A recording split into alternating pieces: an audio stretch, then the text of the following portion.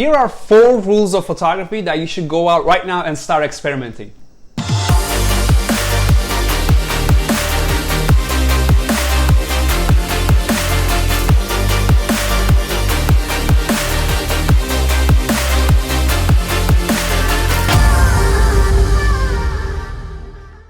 What's up YouTube, this is Baris again and welcome to another video for instant photo tips. If you want to learn more about the best steps to take as a newbie photographer, let's hit the subscribe button all together and ring the bell so you get notified for my weekly videos. Each week I'm putting out the new fresh content for you to learn photography step by step. And if you have any questions, please put them down in the comment section. I'll be happy to answer them all. And as I already talked about the cameras and lenses in my previous videos, by now you should have a decent camera and an ideal lens, hopefully, to experiment.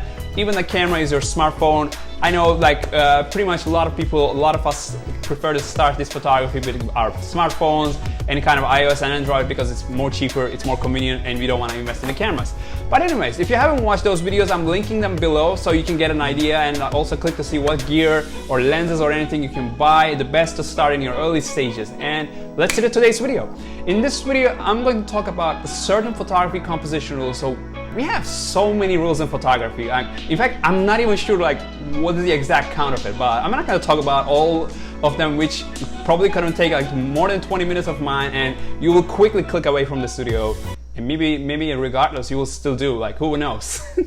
So here are some specific rules like that are easiest to learn and experiment, at least for me and for many of the friends I know. They were the easiest to start with, whether with your camera or with your smartphone, it doesn't matter. You can easily start by applying these rules. So these usually helps you to find possible compositions. They're really quick to experiment, and once you're ready you can play with them to break the rules and push out your creativity, all that good stuff.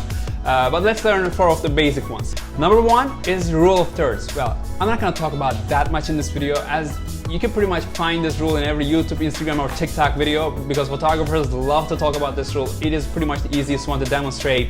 You just go to your settings in your camera or your smartphone, open the grid lines in the camera settings, and then you're going to see those lines. And basically the rule is about placing our subjects to the intersection of these lines, and you can basically try all of them to see each one creates a different impact in your photo. And here are some useful tips if you're specifically working with people. If you're taking pictures of someone, try to leave some empty space in the direction that they're looking so you can show more of the view and that our subject is looking. Otherwise, looking at the photo, it might create a strange feeling.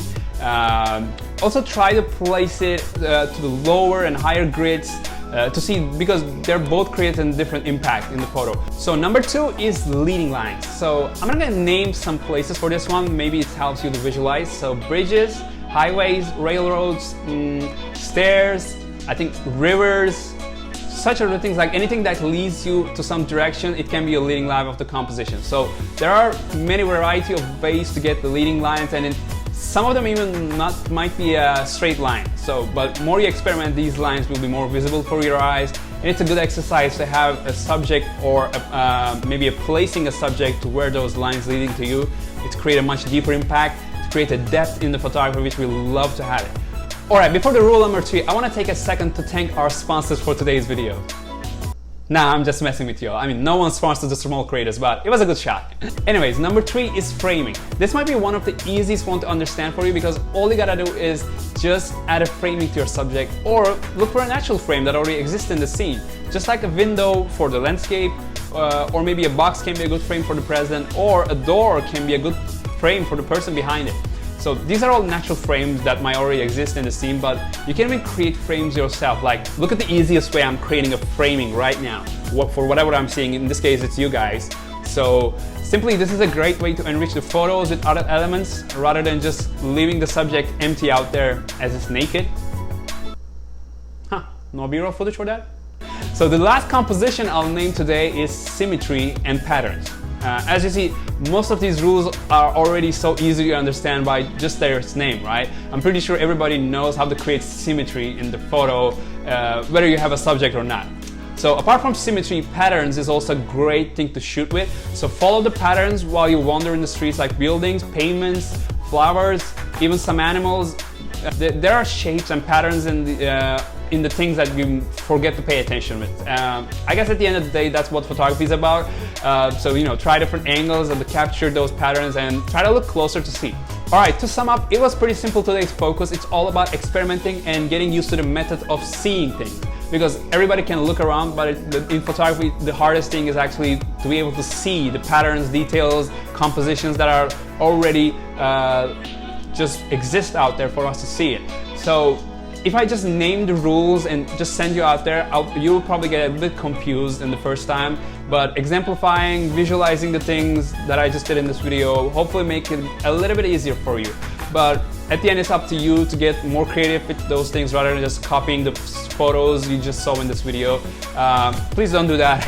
I would rather just look out for my example, but these are just the examples I give you, so it's kind of make it easy to visualize the rules. But I think that's it for me for today, and I hope you enjoyed it. And if you do, you know which button you can hit to support the channel and to spread the love. The little hint, it's right below and it's red. And I can see you didn't hit the subscribe button, but it's fine. I'll take my chances again when I see you next week. And until then, you better stay safe. Peace.